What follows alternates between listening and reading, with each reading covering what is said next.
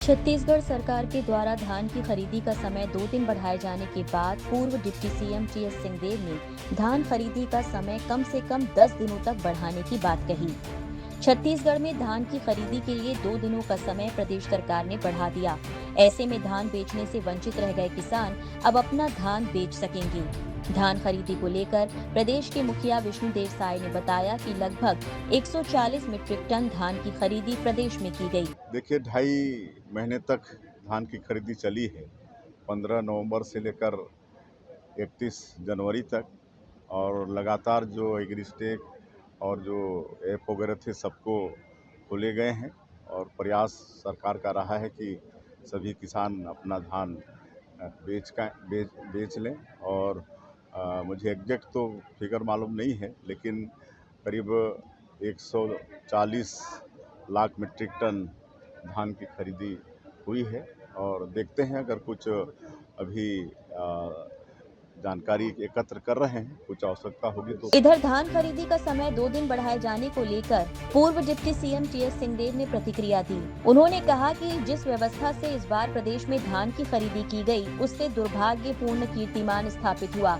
किसानों को परेशानी ज्यादा हुई। धान खरीदी के लिए सरकार को कम से कम 10 दिनों का समय बढ़ाना चाहिए था। इसमें जिस अव्यवस्था से इस बार छत्तीसगढ़ में धान खरीदा गया है, वो एक तरह से दुर्भाग्यपूर्ण कीर्तिमान स्थापित हुआ। इतना खराब व्यवस्था नहीं हो सकता था जिसमें किसानों को अत्यधिक परेशानी हुई। एक धान बेचने के लिए इतनी ज़्यादा परेशानी किसानों को हो, ये परिकल्पना के परे की बात थी। दूसरा, अभी तक जो औसतन धान खरीदी की जानकारी आई है पूरे छत्तीसगढ़ में, मात्र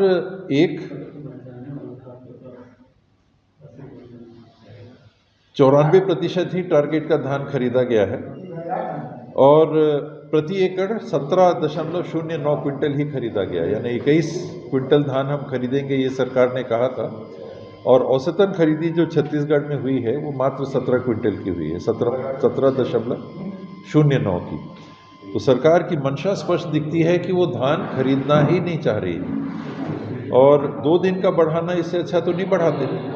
आप 1 हफ्ता दीजिए, 10 दिन दीजिए, टोकन नहीं कट रहे हैं, कौन काटेगा कौन नहीं काटेगा। ऊपर से स्पष्ट मेरी पुष्ट जानकारी है कि ऊपर से स्पष्ट निर्देश हैं कि जो जितना कम खरीदेगा वो उतना ठीक रहेगा। अधिकारियों को, वरिष्ठतम जिले के अधिकारियों को जो संदेश राज्य से आ रहा है कि आप अपना देख लो, वो अच्छी स्थिति में रहेगा जो जितना कम खरीद पाएगा।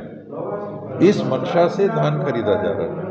तो ये किसानों को घर घर में घुस के उनकी तलाशी ले लेके कि मान लो कि किसान चोर हो गया है, चोरी कर रहा है, पता नहीं कहाँ से धान लेके आ रहा है, ऐसा अपमान ना किसानों का हुआ, ना ऐसी दिक्कत आज के पहले धान खरीदे में हुई। और इसमें सरकार की व्यवस्था की जितनी आलोचना की जाए वो कम। बहरहाल बयानों के जरिए एक दूसरे पर निशाना साधा जा रहा है। वहीं कांग्रेस हो या बीजेपी, दोनों ही दलों को किसानों की चिंता सता रही है। देखना होगा कि क्या इन बयानबाजी के बाद किसानों की वास्तविक चिंता की जाती है या नहीं।